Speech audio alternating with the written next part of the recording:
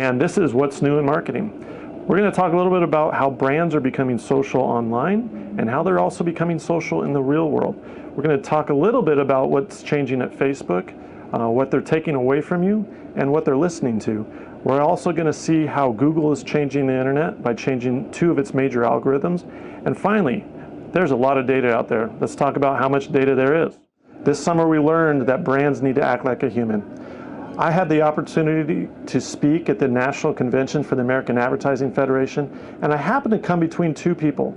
The first was Wendy Clark, the head of marketing for Coca-Cola. The second was Carolyn Everson. She's the VP of Global Solutions for Facebook. And the story they told was rather interesting. The first thing they said was that Coca-Cola was trying to interact with people as people. And so you've seen some campaigns, some online, some in video. One in particular this summer was about Coke having your name on the can, and I'm sure you've seen the cans that were Share a Coke. So the idea behind that was that Coke went out into the public, they were wearing shirts that had their name, and they were handing out Cokes. That's a great thing because now you're getting a free Coke, you start Instagramming it, Facebooking it, and you're telling your friends what a great experience you had with Coke. That is a brand actually reaching out and shaking your hand. Great idea, pretty interesting. The second thing we learned about Facebook was that they are not giving brands a free shake. They don't give you free play anymore. So if you have a brand page, a page within Facebook, you've probably seen your traffic really collapse. A year ago, I used to say it was about 13% of posts would be seen by a person. This year, we're down to 2% in February.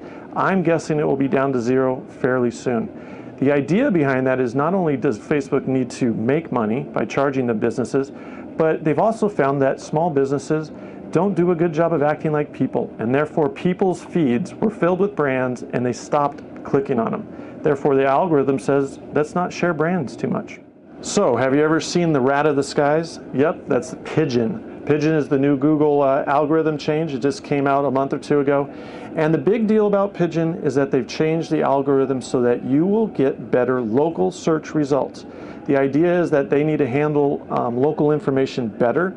This algorithm does a better job of combing through websites and figuring out what truly is local, how close you might be to it, how you use that with your mobile device. So it's important you think about your website being mobile optimized so that you can update your keywords, update your copy to reflect the fact that your business may be more local than others. Another big change in Google this month has been the removal of Google authorship. That's something I thought was really cool. It was when you wrote an article, a blog post, a newsletter, and you attached it to your Google Plus account, it would come up with a little face next to the posting, just like this. So that if I wrote a paper and I attached it to my Google Plus account, within any Google search results, the chances are my picture would show up right next to it. So the goal was that the company was attaching itself to the person, giving authority and expertise to both sides, and helping Google give better results. The issue was that it didn't work that well, and Google thought it didn't help anybody, so they've removed it. I, as a webmaster, designer, marketer, kind of think it was cool. The rest of the world obviously didn't, so that's something that's gone away. It is being replaced by your Google Plus page, so you'll see more Google Plus results in Google search. That means you probably should spend a little more time on your Google Plus account. Data, it's something that all marketers have to worry about. It's something that we need to collect, then analyze, and then figure out what to do with. So one of the biggest concerns we have as marketers is the growth of data and how much data is actually being created. My classes, my clients, they all ask, well, how do we get through data? How do we analyze all of this stuff? One of the things is the growth of data, and it's astounding. In 2011, there was 1.8 zettabytes. In 2020, they're expecting 40 zettabytes. So what is a zettabyte? Well, 1.8 zettabytes is really what you'd put on an iPad. And if you took iPads and you turned them into bricks and you took the memory on it, it would take 58 billion iPads. And that is a lot of data.